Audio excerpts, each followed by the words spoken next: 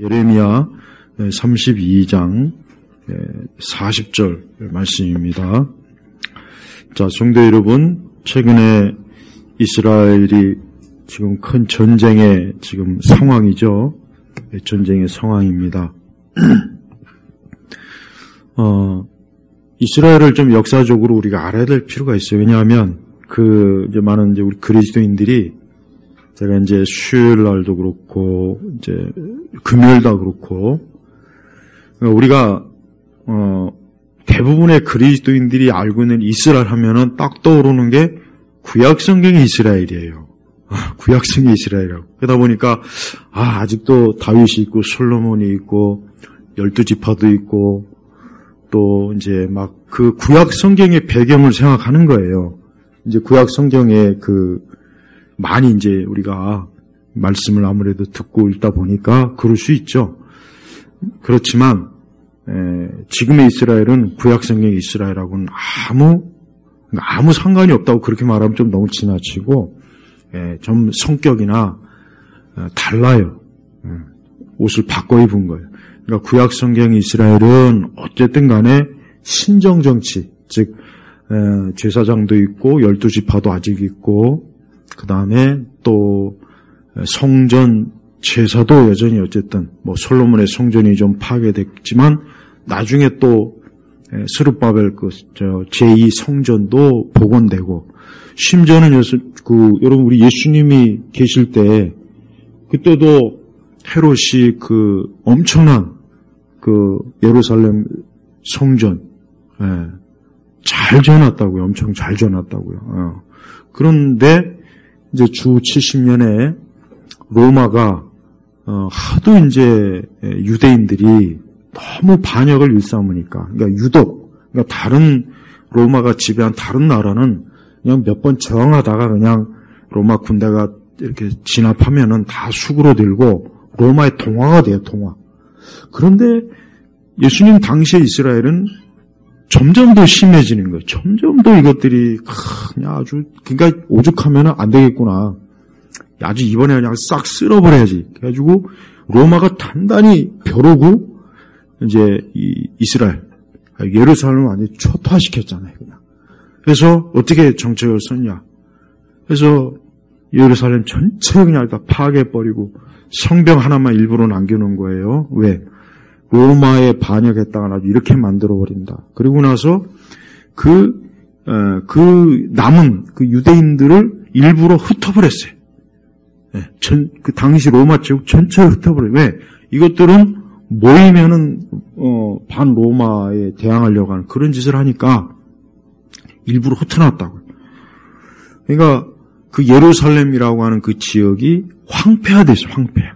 진짜 그냥 정말 진짜 노숙자나 좀 있을 뿐이지, 유대의 어떤 왕족, 제사장, 귀족, 이런 사람들은 아예 거기는 거주할 수 없게 아예 로마가 딱 정책을 만들었다고요.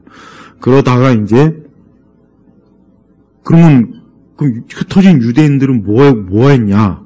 흩어진 유대인들은 이제 어때요? 나라가 진짜 없어진 거예요. 그나마 로마 총독이, 로마가 이제 식민 지배를 해서 어쨌든 간에 그래도 이렇게 꾸역꾸역 모여 살긴 했잖아요. 성전도 있고.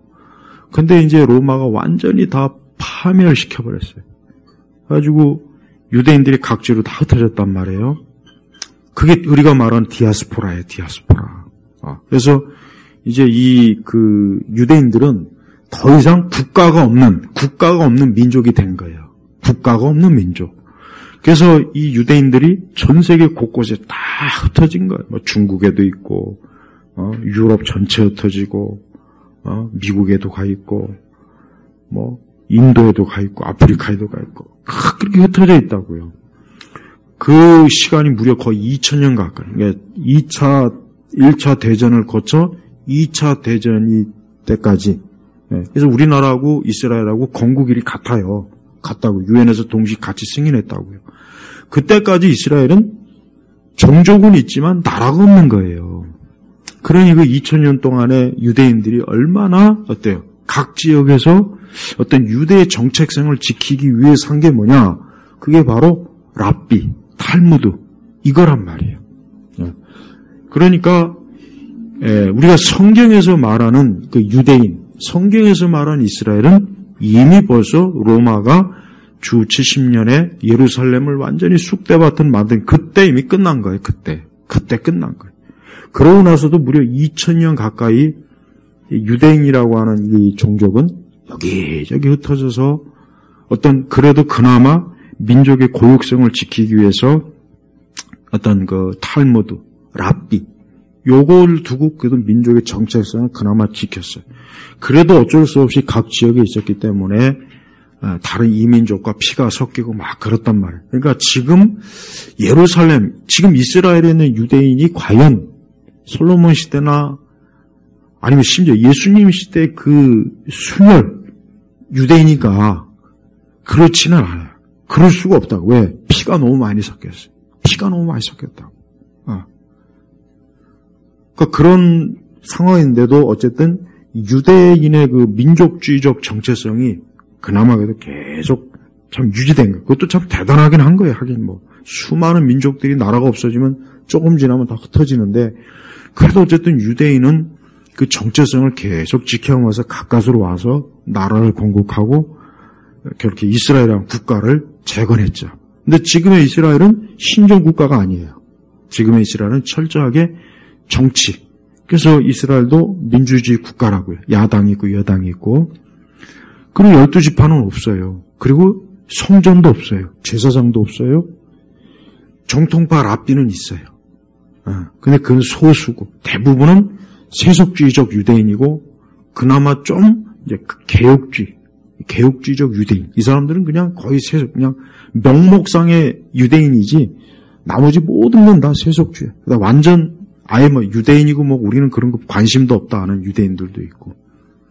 그러니까 저 이스라엘을 우리와 성경의 구약 성경 이스라엘과 동일시하거나 예수님 당시에 이스라엘과 동일시하면은 너무나 많은 오해, 너무나 많은 그 잘못된 관점을 가지게 되는 거예요. 그러니까 우리가 이스라엘을 더 이상 성경적 관점의 이스라엘로 지지할 필요도 없고 그렇게 바라볼 필요는 없어요. 하지만 이제 우리는 이제 역사적 관점이나 성경에 볼 때 예루살렘이라고 하는 것, 그 다음에 이제 예수님께서 결국은 나중에 다시 이 땅에 오실 때 어쨌든 예루살렘의 그 영광스러운 그 모습으로 다시 오신다 그랬고, 그리고 이제 물론 유대인에 대해서는 제가 수요일날 분명히 말씀드렸지만 유대인은 이제 동일한 다른 모든 민족과 동일한 전도의 대상이지 그 사람이 유대인 민족이 그 민족이 유대 민족이기 때문에 어떤 특권은 더 이상 없어요. 어떤 종말의 역사에 어떤 특별한 그들의 무언가 활동할 수 있는 여지가 없다고요. 그냥 전도만 하면 돼요. 전도. 너희들도 예수님 믿어라. 너희들이 뭐 유대인이고 뭐 그런 거 쓸데없는 소리 하지 말고 예수님 믿어라. 예수님 믿어라. 그냥 부지런히 전도하면 돼요. 더 이상의 의미를 둘 필요는 없다고요. 근데 여기서 중요한 것은 그러면 왜 구약 성경에 이스라엘이 왜 망했냐 이거예요. 왜 망했겠습니까? 왜 망했겠을까? 한번 우리는 이게 중요한 거, 이게 중요한 겁니다. 이게 자꾸 뭐 이스라엘의 재건이니 뭐 제3 성전이니 무슨 뭐 다시 예루살렘을 회복해 그런 쓸데없는 생각하지 말고 왜 이스라엘이 왜 나라가 망했을까? 아니 어떻게 하나님의 백성이고 선민인데 로마의 그 이전에 그리스 뭐 그 이전에 여러 바벨론 왜 그렇게 이민족들한테 그렇게 수치와 부끄러움과 짓밟히고 노예가 되고 왜 그랬냐 이거 왜 그걸 알아야 돼요. 왜 그렇겠습니까? 하나님을 경외하는 마음이 떠나서 그런 거예요. 구약 성경을 여러분 잘 읽어보십시오. 결국 솔로몬 때부터 서서히 하나님을 경외하는 마음이 떠났어요. 물론 그 전에도 오락가락했어요. 사사시대도 그랬고. 그러니까 이 유대 민족들이 선민이라고 한 자부심은 강했는데 보면은 아니 그러면은 선민이면은 선민답게 하나님을 경외하는 게 있어야 되잖아요. 하나님께서 다른 이민족들과는 다르게 특별한 진짜 성전, 제사장, 말씀, 율법을 줬지 않습니까? 이게 얼마나 영광스러운 거예요.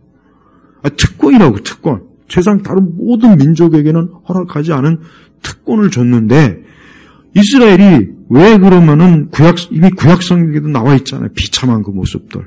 그러다가 이제 예수님이 승천한 이후에 70년 지나고 나서 그냥 완전 쑥대밭이 됐어요. 근본 원인이 뭐냐?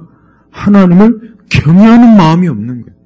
그 하나님을 경외하던 마음이 떠나버린 거예요. 서서히 떠나버린 거예요. 그러니까 예수님 오실 당시에도 이미 최악의 상황이라 예수님께서는 그 예루살렘을 보시고 눈물을 흘리시면서 그냥 예루살렘을 예수님이 하나님께서 그렇게 예루살렘 이스라엘을 품에 안으려고 했는데 저들은 어때요? 못된 악한 고집, 강팍한 고집된 마음으로 하나님의 사랑을 뿌리치고 자기들이 생각하는 이스라엘의 영광을 소망했단 말이에요. 강대한 민족, 로마 같은 그런 헛된 꿈을 꾼 거예요. 그 대신 하나님의 아들 진짜 그 메시아 아브라함을 통해서 그렇게 오랜 동안 다윗이 그렇게 갈망했던 그 메시아가 왔는데 그 메시아를 자기들 손으로 죽인 거예요. 자기들의 하나님을 자기들 손으로 죽인 거예요. 이게 바로 뭡니까? 이스라엘이 하나님을 경외하는 마음이 떠난 거예요. 이제 완전히 떠난 거예요. 그러니까 하나님께서는 이제 더 이상 저들을 민족적인 국가로 남겨놓을 이유가 없어요. 그래서 하나님 흩으신 거예요. 흩어버린 거예요. 그게 이스라엘의 끝이에요. 그러니까 더 이상의 어떤 의미가 이제 없어요. 우리 신약교회 성도들이 알아야 될 게 뭐냐. 구약의 이스라엘의 역사를 보면서 우리가 제일 첫 번째로 교훈으로 삼아야 될 게 뭐냐. 아하, 하나님 경외하는 마음을 가지고 있던 이 경외하는 마음이 떠나면은 이렇게 참혹하구나. 이렇게 하나님께서 좋아하지 않는구나. 성령께서 근심하시는구나. 이걸 가장 이제 중요하게 알아야 돼요. 그래서 여러분, 결국은 하나님께서 교회를 세우셔서 그 교회를 통해서 하나님이 새로운 하나님의 백성, 이 진정한 의미에서 하나님의 백성은 교회라고요. 오늘 우리 그리스도인들. 그럼 그들에게 하나님이 원하는 게 뭐겠습니까? 하나님을 경외하는 마음이에요. 경외하는 마음이라고요. 오늘 우리가 살고 있는 이 현 시대의 교회가 가장 부족한 게 뭐냐? 하나님을 경외하는 마음이 없어요. 이게 제일 부족한 거예요. 저는 앞으로 계속 몇 주 동안 이 하나님을 경외하는 경건함의 본질에 대해서 이제 오후 예배 때 계속 쭉 강론하게 될 겁니다. 오전에는 하나님을 아는 지식에 대한 걸 계속 할 거고. 그러면 하나님을 경외하는 마음의 본질이 뭐냐? 우리가 보통 경건하다, 거룩하다, 이게 결국은 하나님을 경외하는 마음이라고요. 그러면 하나님을 경외하는 마음의 본질이 뭐냐? 본질. 첫 번째 뭐냐? 하나님을 두려워하는 겁니다. 하나님을 두려움이 있어야 돼요. 하나님을 두려워할 줄 알아야 돼요. 그러니까 하나님을 가볍게 대하는 그런 풍조가 우리 시대 교회에 얼마나 많습니까? 찬양부터 해서 말씀부터 해가지고 예배 순서도 보면 그렇고 교회 전체적으로 프로그램이나 돌아가는 것도 보면은 하나님을 두려워할지를 전혀 두려워하지 않아요. 하나님을 친근한 분, 그러니까 하나님을 친근한 분으로. 그러니까 우리가 뭔 짓을 해도 우리가 배도 심지어 배교를 해도 우리가 하나님 신경도 안 쓰는 거예요. 난 어떻게 이교도들하고 손을 잡고 있으면서도 하나님을 전혀 두려워하지 않는 거, 난 그거 보면 정말 이해가 안 가요. 이건 진짜 말이 안 되는 건데. 구약의 이스라엘이 이방, 바알, 이런 온갖 잡다한 이방신을 그렇게 막 끌어들여서 하나님이 진노해갖고 결국은 저렇게 됐는데, 우리 시대 교회 보십시오. 보이는 우상뿐만 아니라 보이지 않는, 아까 오전에도 얘기했죠? 그리스도인들이 하나님을 모르니까 그 생각과 마음 속에 이 세속, 이교적 지식, 그러니까 그리스도인이라고 하는데 그 그리스도인들이 쓴 책들이나 그들이 만들어놓은 문화나 그들의 어떤 사상이나 이념이나 모든 것들 보면은 이거는 어떻게 그리스도인이 이럴 수 있나. 그런 것들이 너무 많습니다. 그 벌써 뭡니까? 하나님을 두려워하지 않는 거예요. 그러니까 진정한 그리스도인의 첫 번째 특징이 뭐냐? 하나님을 두려워하는 마음이 있습니다. 반드시 이 마음이 있어야 돼요. 그래서 하나님을 두려워한 마음으로 그분 앞에 조심스럽게 나오는 거예요. 물론 우리가 하나님을 아버지라 여기고 우리가 그리스도 예수님을 인해서 우리는 이제 더 이상 하나님의 진노의 대상은 아닙니다. 그러나 우리는 하나님이 얼마나 지극히 높으신 분, 지극히 온 세상과 온 우주, 온 만물을 주관하시는 그런 지극히 높으신 분이라는 걸 먼저 알고 있어야 돼요. 그래서 우리가 하나님에 대해서 절대 가볍고 친근하고 또 버릇없이 하나님을 그냥 아무렇지도 않게 이렇게 대하는 거는 그거는 하나님을 경외하는 마음이 없는 거예요. 없는 거. 없다고 봐야 돼요. 우리는 하나님 앞에서 마음대로 해도 된다는 생각을 하면 안 돼요. 우리 마음대로 예배를 이렇게 한번 꾸며볼까? 우리 마음대로 이렇게 한번 찬양을 해볼까? 우리 마음대로 한번 이런 프로그램 만들어볼까? 우리 마음대로 우리가 한번 기독교 연합운동도 해볼까? 보면은 전혀 하나님을 고려하지 않는 그런 일들이 비일비재하고 또 그러한 일들을 조금도 누구도 신경도 안 써요. 또 각 개인도 하나님을 지극히 경외하는 마음을 가지고 하나님을 두려워하는 마음을 가지고 하나님 앞에서 그 떨림으로 하나님에 대한 그 거룩한 두려움이 있어서 그 하나님 앞에 조심스럽고 하나님 앞에 매사에 나의 모든 것들을 뭔가 그런 게 있어야 되는 거예요. 근데 이게 없는 거예요. 이게 점점 갈수록 기독교는 가벼운 종교가 됩니다. 가벼운 종교. 오히려 다른 이방 종교보다 어떻게 보면 더 가벼운 종교가 돼가지고 이게 진짜 너무 이제 돌이킬 수 없을 정도로. 여러분, 사람들은 그 종교적 두려움을 자꾸 싫어하는 시대. 지금은 종교적 두려움을 억압한다, 여기 억압. 이것도 사람을 억압하는 나쁜 것이다. 그렇게 자꾸 은연중에 이렇게 심겨집니다. 하지만 참된 종교, 종교의 본질은 두려움이에요. 인간에게 있어서. 더더군다나 참 생명, 구원, 진정한 의미에서 살아계신 하나님을 믿는 우리 기독교가 이런 경건한 두려움이 없다면은 우리는 하나님하고 무슨 장난하고 소꿉놀이 하는 겁니까? 그럴 수가 없죠. 우리가 하나님에 대한 경건한 두려움을 가져야 돼요. 그래서 매사에 하나님의 이름을 또 하나님에 대한 마음, 하나님에 대한 우리의 태도, 하나님에 대한 우리의 모든 삶이 조심스럽고 항상 그분을 의식하고 그분에게 마음이 떠나지 않도록. 그래서 우리 마음이 항상 그분에게 가 있는 거예요. 근데 그분에게 가 있어야 될 그런 마음이 사라지고 거기다 다른 것들만 잔뜩 들어있고 그냥 형식적인 외적인 그런 어떤 경건의 모양만 있다면 그 벌써 이미 하나님께 마음이 떠난 거예요. 예수님 당시도 똑같았습니다. 예수님 당시도 성전에서 엄청난 제사, 제물, 또 바리새인들과 사두개인들 그 종교적인 그 엄청난 형식 다 있었지만 예수님께서 왜 저들에 대해서 왜 저들을 회칠한 무덤이다, 왜 위선을 부리냐, 왜 외식을 하냐, 그렇게 예수님이 저들을 비판한 이유 뭐냐? 하나님을 경외하는 마음이 없는, 하나님을 사랑하는 마음이 없고 두려워하는 마음이 없어요.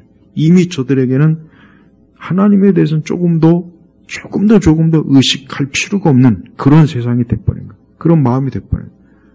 그러니까 예수님께서 그것을 보고 안타까운 거예요. 그걸 보고 안타까워요. 다윗의 시편을 보면은 아브라함도 그렇고 이삭도 그렇고 야곱도 그렇고, 자, 믿음의 선진들 보시면 다 히브리서 11장에 나오잖아요. 경건한 하나님의 두려움을 가지고 있어요. 그래서 우리가 매사에 우리는 하나님에 대한 경건한 두려움으로 우리가 하나님께 예배드리고, 우리가 그분에 대한 말씀도 장난이나 무슨 농담이나 무슨 하나님의 말씀 웃음거리로 여기면서 그렇게 해서는 안 되는 거예요. 왜? 지극히 높으신 하나님을 우리가 그렇게 조롱하고 그렇게 가볍게 여긴다는 것은 하나님을 전혀 모르는 겁니다.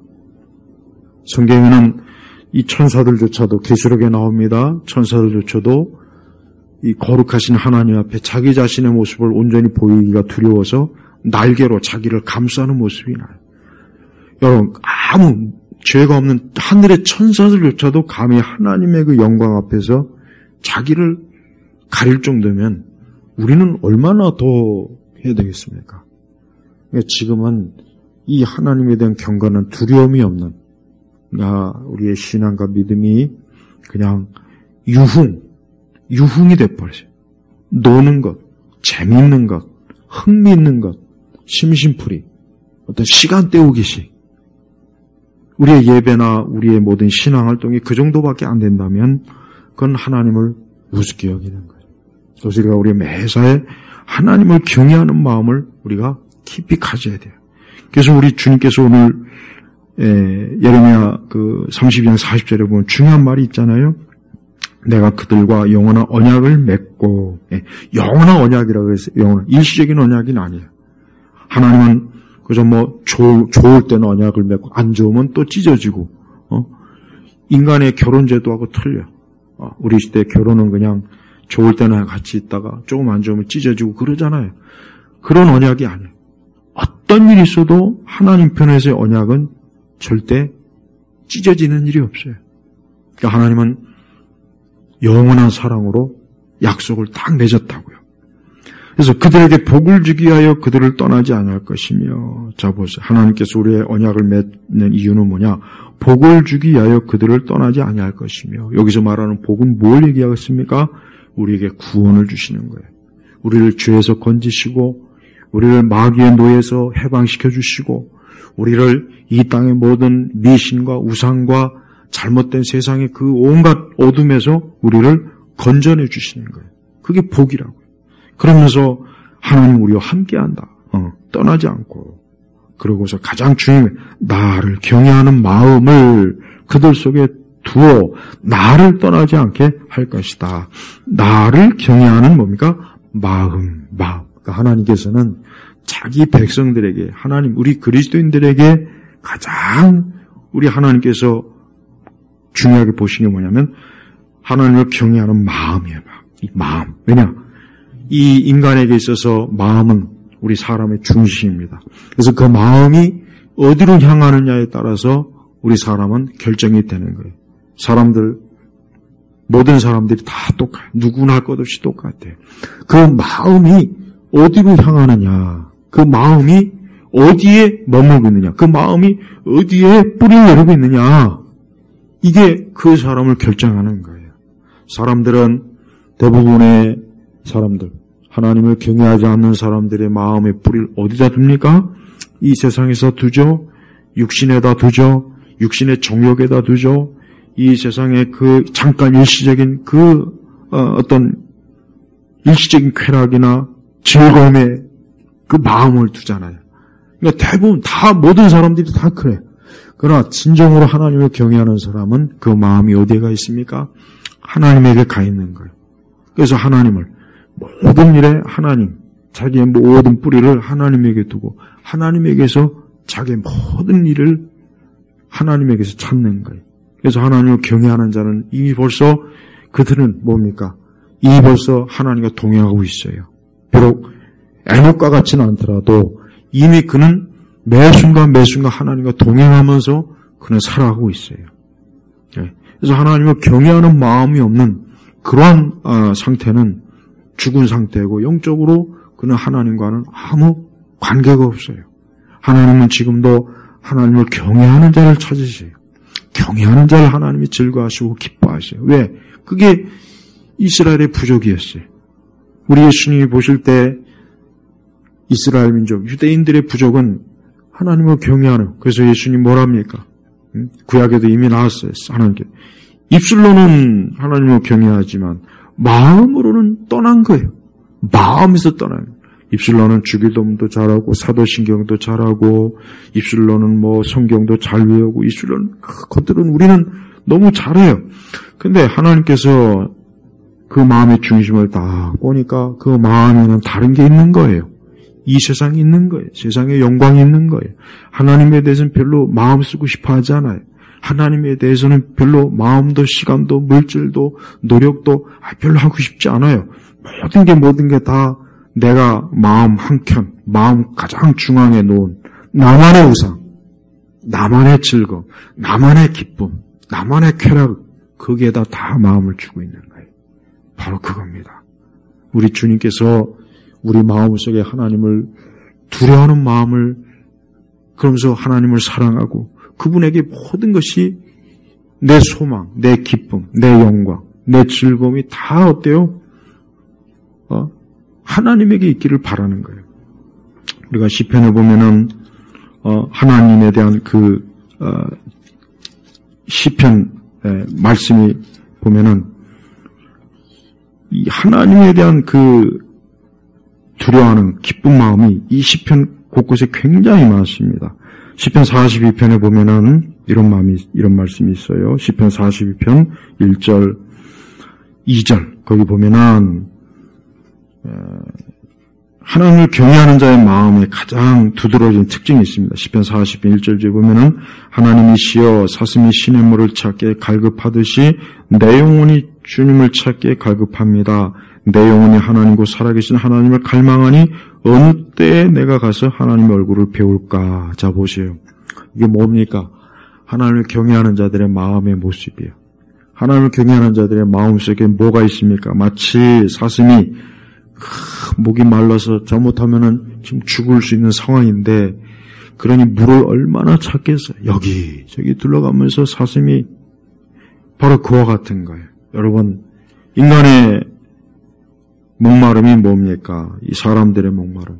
사람들은 진짜 자기들의 목을 축일 생명수, 생수를 찾기에 갈급하지 않습니다. 그걸 갈망하지 않아요.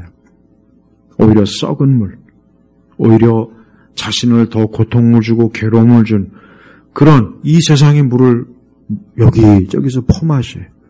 마실 때는 그게 굉장히 좋겠죠. 그러나 그 물은 그에게 생명을 주는 것이 아니라 그에게 죽음입니다. 파괴입니다. 파멸입니다. 슬픔이요, 재앙이요, 고통이에요. 그러니까 그런 물은 마시면 마실수록 더 고통스러워요. 그런데도 사람들은 그 물을 계속 퍼먹어요. 먹을 때 좋으니까, 잠깐 목에서 시원하니까. 그러나 먹고 나면은 그 물은 어때요? 계속 나를 힘들게 고통스럽게 해요. 그러나 우리 주님이 주시는 영원한 생명수, 생수는 어때요? 우리 사람들에게 비로소 만족을 주고 위안을 주고 위로를 주고 무엇보다도 뭡니까? 평안을 줍니다. 평안을 주는 거예요. 평안이에요. 사람이 하나님 앞에 이렇게 하나님을 경건하게 거룩하고 하나님을 경외하는 마음을 가진 사람은 마음이 평안합니다. 마음의 불안. 사람들은 불안해요. 우리 인간은 누구나 다 불안한 마음, 또 두려워하는 마음, 근심하는 마음, 그런 마음이 다 있어요. 누구나 다 있는 것입니다. 근데 그런 마음을 없앨 유일한 단 하나의 길이 뭐냐? 그 마음이 하나님을 경외하는 그 순간부터 그런 두려움이나 불안이나 염려는 자꾸자꾸 사라지게 돼 있는 거예요. 우리 성도 여러분도 여러분들의 마음이 두려움이 있을 때, 염려와 근심이 있을 때 그 마음에 내가 지금 마음의 문제이구나. 이게 지금 외적인 문제가 아니구나. 마음의 본질, 마음의 중심에서도 내가 하나님을 더 깊이 사모하고 사랑하지 않는구나. 거기서부터 여러분 꼭 찾아야 돼. 그래서 시편 기자처럼 하나님을 갈망하세요. 하나님을 갈망할 때 하나님이 주시는 게 뭐겠습니까? 하나님 주시는 뭐냐? 하나님 주시는 게 뭐냐면 시편 43편 5절에 보면은 내 영혼아 내가 어찌하여 낙담하며 어찌하여 내 속에서 불안해하느냐? 너는 하나님을 바라라. 나는 나의 얼굴의 구원이신 나의 하나님을 여전히 찬양할 것이다. 시편 42편 11절에도 또 있어요. 그 말이 같은 말이 있어요. 같은 말이 또 있고 시편 42편 5절에도 또 있어요. 똑같은 말이 세 번씩 반복돼요. 그러고도 또 시편 43편 4절에 보면은 그러면 내가 하나님의 제단으로 곧 내 기쁨과 즐거움이 하나님께 나아가겠습니다. 하나님 뭐라 그랬습니까? 내 기쁨과 즐거움이라 그랬어요. 내 기쁨과 즐거움. 그래서 그리스도인의 경건의 본질이 뭐냐? 하나님을 기뻐하고 즐거워하는 거예요. 이거예요. 여러분 주변에 믿지 않는 친구나 이웃이나 가족이나 친척이나 있으면은 한번 물어봐요. 솔직하게. 그 기쁨이 뭐냐고. 그 기쁨과 즐거움이 뭐냐 한번 물어봐요. 그럼 분명히 있을 거예요. 어쨌든 각 사람마다 내 기쁨은 나는 술을 먹는 게 좋고 난 낚시하는 게 내 기쁨의 즐거움이야. 나는 여행 다니는 거. 난 그냥 사람들하고 만나서 즐기는 거. 나는 우리 자녀. 난 사업. 뭔가 다 있어요. 하여튼 아주 기상천외한 것도 있겠고 평범한 것도 있겠어요. 근데 성도는 뭡니까? 오늘 말씀에 읽혀보면은 진짜 하나님이 나의 기쁨이요 즐거움입니다. 그래야 그게 경건의 본질이에요. 그러니까 경건의 본질은 다른 게 아닙니다. 경건의 본질을 형식으로 자꾸 여기면 안 돼요. 하나님이 나의 기쁨과 즐거움이 돼야 돼요. 이게 근데 여러분 참 부족해요. 참된 성도는 아마 부족하다는 생각을 할 거예요. 하나님이 진짜 내 기쁨과 즐거움인가? 진짜 하나님이 내 기쁨과 즐거움인가? 내 상황이 안 좋고 상태도 안 좋고 현재나 이렇게 봐도 썩 좋을 것도 없는데 그래도 하나님이 내 기쁨과 즐거움일까? 한번 생각해 보시죠. 이 시간 우리의 마음을 한번 들여다 보십시오. 내 마음의 중심, 하나님을 경외하는 마음은 뭐냐? 하나님을 기뻐하고 즐거워야 돼요. 하나님을 기뻐하고 즐거워하는 이게 경건의 가장 중요한 핵심이에요. 우리 온 성도들은 하나님을 경외하는 마음이 있는지 없는지 오늘 말씀을 아마 유심히 들어보면은 이미 충분히 답이 주어졌을 겁니다. 하나님은 누구를 사랑합니까? 그렇게 경외하는 마음을 가진 이를 사랑하는 거예요. 하나님의 사랑은 선택적입니다. 우리가 알아야 돼요. 하나님의 사랑은 어때요? 선택적. 하나님은 누구는 사랑하지만 그러나 누구는 그 하나님의 사랑에서 제외돼요. 그건 우리가 모르겠어요. 왜 그런지는 모르는 거예요. 우리는. 그건 모릅니다. 그러나 분명한 거는 누구는 하나님의 사랑을 받지만 누구는 하나님의 사랑을 받지 못해요. 이거는 분명합니다. 우리가 하나님의 사랑을 받는지 받지 않는지 알 수 있는 건 단 한 가지밖에 없습니다. 내 마음이 하나님을 기뻐하고 즐거워하느냐. 내 마음이 하나님을 기뻐하고 즐거워하느냐. 우리 성도들도 혹 외적으로 즐거워할 것도 없고 기뻐할 것도 없고 그렇게 삶이 재미도 없고 즐거움이 없다. 그런 생각을 할 수가 있어요. 하지만 이것만큼은 즉 하나님을 기뻐하고 즐거워하는 것만큼은 안 됩니다. 이것만큼은 만약에 없으면 진짜 큰일이에요. 이거는 정말 있어야 돼요. 이거는 있어야 돼요. 거기에서 계속해서 마르지 않는 샘이 계속해서 용수심 치는 거예요. 그게 뭡니까? 우리 성도들의 삶의 원동력이에요. 원동력. 우리 성도들이 살아갈 힘은 어디에서 얻느냐? 바로 하나님에게서 얻습니다. 그 하나님에게서 얻는 거예요. 하나님을 경외하는 마음을 품으니까 거기서 계속해서 기쁨이 나오고 즐거움이 나오는 거예요. 이것은 세상은 알지 못하는 거죠. 세상은 이런 걸 들어도 이해 못합니다. 저들은 알 수 없습니다. 그래서 우리는 이 즐거운 기쁨을 보물로 여기는 거예요. 누구에게 시원하게 이해할 수 있게 말할 수는 없어요. 그러나 한 가지 분명한 것은 뭡니까? 그 하나님을 기뻐하고 즐거워하는 마음이 있기 때문에 우리에게는 소망이 있는 것이고 기쁨이 있는 것이고 그로 인해서 우리는 비록 육신이 쇠퇴하고 늙어도 우리는 어때요? 계속해서 우리는 그 안에서 복되게 사는 거예요. 또한 하나님을 경외하는 마음의 가장 궁극은 뭡니까? 그것은 바로 하나님의 아들 예수 그리스도 그분을 사모하고 그분을 사랑하는 겁니다. 하나님께서 결국 궁극적으로 주시고 싶어 하는 게 뭐겠습니까? 우리가 구약성경 이스라엘도 그렇고 신약에도 그렇고 성경에서 결국은 하나님께서 사람에게 구약의 이스라엘이든 지금의 모든 민족이든 똑같아요. 궁극적으로 하나님께서 사람들에게 주고 싶어 하는 건 뭐겠습니까? 하나님의 아들 예수 그리스도예요. 그분이에요. 예수 그리스도 그분을 하나님께서는 사람들에게 내게 가장 귀한 것을 너에게 주마. 내가 가장 아끼고 내가 가장 소중하게 유일한 것을 너에게 주마. 그분이 바로 누굽니까? 예수님이에요. 예수님. 그래서 예수님은 최고의 보화. 그 어떤 것으로도 얻을 수 없는 가장 값진 분입니다. 사람은 하나님이 주시는 가장 값진 보물이요 선물인 예수님을 얻은 자가 있고 어떤 사람은 그 예수님을 얻지 못하고 여전히 이 그림자 같은, 이 세상의 그림자 같은 것을 쫓아다니고 그림자를 바라보고 그림자에게 자기의 소망을 둔 게 말이에요. 여러분, 이 세상은 그림자 같은 거예요. 여러분, 이 세상에 보이는 저런 물리적 실체도 언젠가는 다 사라집니다. 그러나 절대 사라지지 않을 게 뭐겠습니까? 그것은 하나님의 영원한 사랑, 바로 뭐예요? 예수 그리스도예요. 예수 그리스도입니다.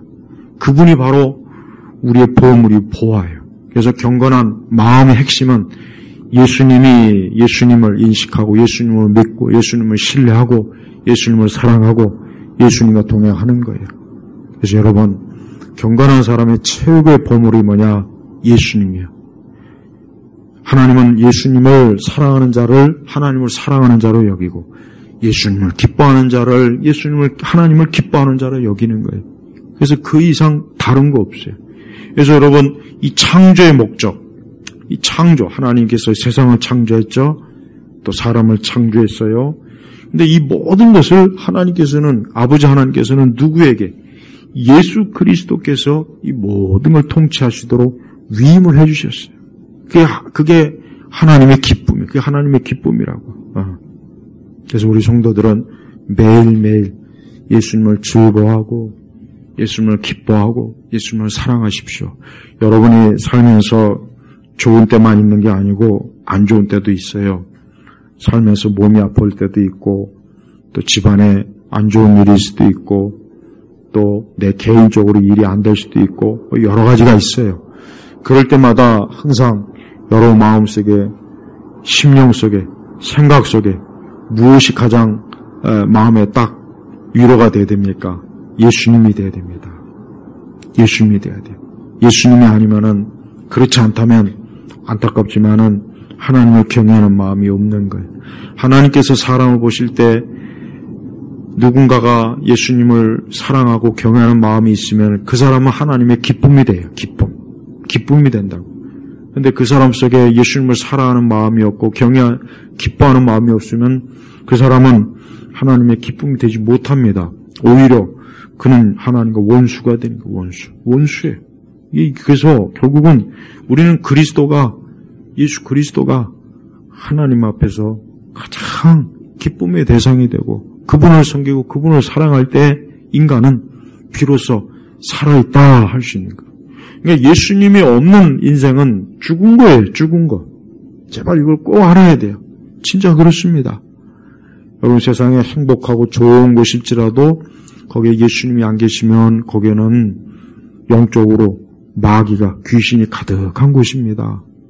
아무리 세상이 좋다 하는 것이 또 거기가 보니까 여기는 그리스도를 경외하는 것도 없고 사랑하는 것도 없고 그런 그것은 최악의 장소예요. 그러나 가장 안 좋은 곳일지라도 혹 상황이나 환경이 어두운 곳일지라도 거기에 그리스도를 경외하고 사랑하는 곳이 있다면 그것은 가장 좋은 것이, 가장 즐거운 것이, 가장 기쁜 것이에요. 그래서 우리 예수님은 우리 인간에게 있어서 지극한 기쁨을 줘요. 집안이 지옥 같다. 우리 집은 지옥 같은 집안이야. 우리 집은 저주받은 집안 같아. 아니면 내 인생은 저주받은 것 같아. 내 삶은 왜 이렇게 어두워, 칙칙해, 뭐 하나 되는 게 없어. 진짜 왜 이렇게 안 좋아. 그런 분들에게 권하는 건 제가 뭘 권하겠습니까? 그리스도 예수님을 그분이 모셔드리십시오. 그러면 한순간에 어둠이 물러가게 돼 있어요. 얼마나 많은 사람들이, 지금 시대 사람들이 참 고통을 받아요. 오늘날 사람들 보면은 너나 나나 할 것 없이 뭐 부자든 가난한 자든 뭐 좋은 자리에 있던 나쁜 자리에 있던 이렇게 보면은 이게 다들 우울하고 뭔가 이렇게 막 기분 좋다, 막 신난다, 재밌다, 막 인생이 막 이런 게 없어요. 그러다 보니까 자꾸 육적인 즐거움을 찾겠죠. 그래서 뭐 스포츠에 미치거나 문화에 미치거나 예술에 미치거나 사업에 미치거나 뭔가 막 그런 게 찾아요. 그게 뭐냐? 그게 왜냐? 왜 그렇습니까? 그게 왜 그러냐면 그 어둠을 물리쳐보고자 하는 안간 힘을 쓰는 거예요. 안간 힘을 쓰고 어둠을 물리치려고 하는 거예요. 근데 그런다고 해서 어둠을 물리치지는 않아요. 어둠을 물리칠 수 있는 건 단 하나밖에 없어요. 인생에 있어서 어둠을 물리칠 수 있는 길이 하나밖에 없으면 뭐냐? 바로 하나님, 아들 예수 그리스도, 그분을 모시고 그분을 의지하고 그분을 믿을 때 거기에 빛이 가득하고 하늘의 영광도 기쁨도 가득한 겁니다. 여러분 제발 오늘 말씀을 잘 귀담아 들으십시오. 이 땅에는 하나님을 경외하는 마음을 가진 사람이 있는가 하면 하나님을 전혀 경외하지 않는 사람이 있어요. 교회 안에도 그런 사람들 많아요. 형식적으로만 그저 예배 나올 뿐이지 경외하는 마음이 전혀 없는 분들 참 많습니다. 제가 안타까운 게 바로 그거예요.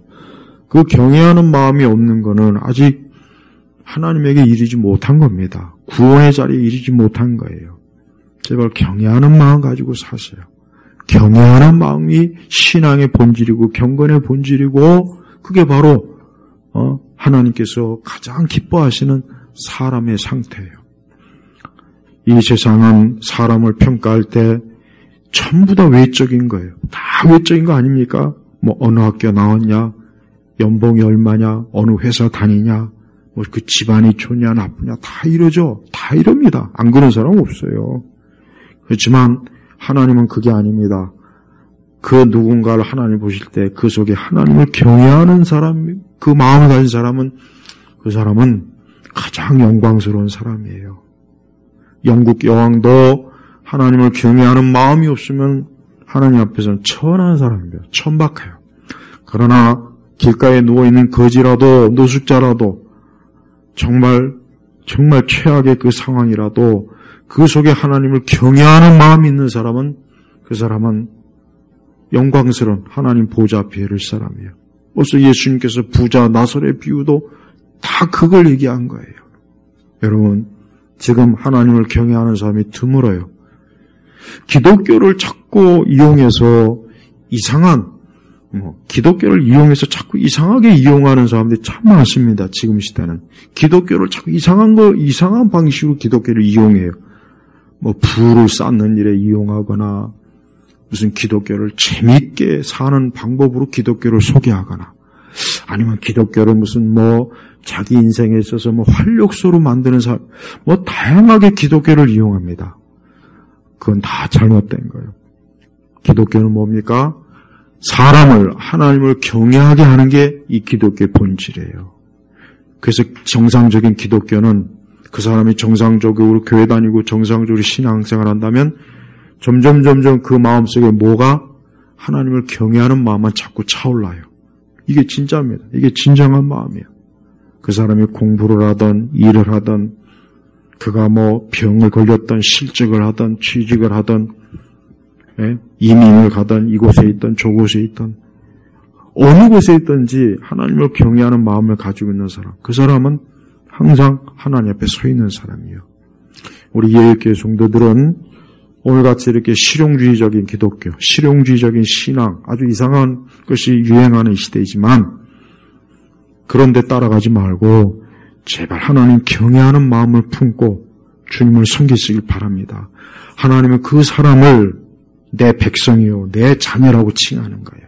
그 사람이 하늘의 영광스러운 자리에 복되게 거할 사람입니다. 우리 예일교회 모든 성도들이 하나님을 경외하는 마음을 가지고 사시길 주의 이름으로 축복합니다. 기도하겠습니다. 하나님 아버지 감사합니다. 우리 온 교우들이 오늘도 주일에 예배를 드리고 오늘도 말씀을 듣습니다. 그러나 이 모든 것이 저들의 마음에 하나님을 경외하는 그런 열매와 그런 마음을 일으키지 못한다면 이 모든 것도 헛될 수밖에 없습니다. 우리 교우들이 하나님을 경외하는 마음을 가질 수 있도록 한 주간 내내 그렇게 살아갈 수 있도록 성령 하나님께서 우리 성도들에게 하나님 우리 주 예수 그리스도를 사랑하고 그분 안에 거하는 일에 힘쓰는 우리 교우들이 되게 하여 주옵소서. 예수님의 이름으로 기도합니다. 아멘.